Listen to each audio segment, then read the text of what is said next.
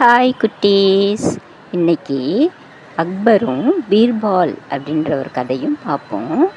ஒரு நாள் அக்பரும் பீர்பால் என்ன செஞ்சாங்களாம், நடந்து போயிட்டுருக்கும்போது பேசிகிட்டே இருந்தாங்களாம். நிறைய உட்காந்து அரசியலை பற்றி மக்களை பற்றி பேசிகிட்டு இருந்தாங்களாம். அப்போ அக்பருக்கு ஒரு சந்தேகம் வந்துச்சான். அதை பீர்பால்கிட்ட கேட்டாராம். பீர்பால், முட்டாளை நம்ம பார்த்தோன்னாக்கா நம்ம எப்படி நடந்துக்கணும் அவன்கிட்ட அப்படின்னு கேட்டாராம். உடனே பீர்பால் ஒன்றுமே சொல்லலையாம், அமைதியாக இருந்தாராம். திருப்பியும் பீர்பாலுக்கு காதில் விழல போல இருக்குது அப்படின்னு சொல்லிட்டு திருப்பியும் கேட்குறாராம். முட்டாளை பார்த்தா நம்ம என்ன எப்படி நடந்துக்கணும் அப்படின்னு கேட்டாராம். 2-3 தடவை கேட்குறாராம். பீர்பால் பேசவே இல்லையா.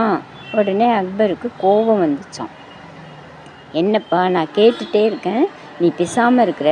நான் உன்கிட்ட கேள்வி கேட்டேன்ல, நீமான் பேசாமல் இருந்தீங்கன்னாக்கா என்ன அர்த்தம்? என் கேள்விக்கு பதில் என்ன அப்படின்னு கேட்டாராம். நீங்கள் கேட்ட கேள்விக்கு நீங்கள் எத்தனை தடவை கேட்டிங்களோ அத்தனை தடவை நான் பதில் சொல்லிட்டேனே அப்படின்னு சொன்னாராம். என்னது, என் கேள்விக்கு நீ பதில் சொல்லிட்டியா? எப்போ? என் காதிலே விழலையே அப்படின்னு சொன்ன உடனே திருப்பியும் நீங்கள் கேள்வியை கேளுங்க அப்படின்னு சொன்னாராம். முட்டாளை நாம் சந்திக்க நேர்ந்தால் என்ன செய்யணும் அப்படின்னு கேட்டாராம். உடனே அதுக்கு நான் என்ன சொன்னேன்? நீ ஒன்றுமே சொல்லலையேப்பா, பேசாமல் தானே இருந்த. அதுதான் என்னோட பதில்.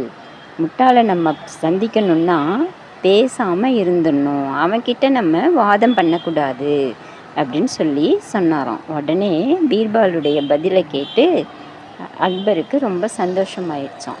நல்ல பதில் தானே. முட்டாளை பார்த்தோன்னா நம்ம என்ன செய்யக்கூடாது, அவன்கிட்ட போய் நம்ம ஆர்கியூ பண்ணக்கூடாது. எதுவும் அப்படி தான் இப்படி தான் அவன் ஒத்துக்கவே மாட்டான் இல்லையா. நல்லா இருக்க கதை. திருப்பி நாளைக்கு பார்ப்போம். பை.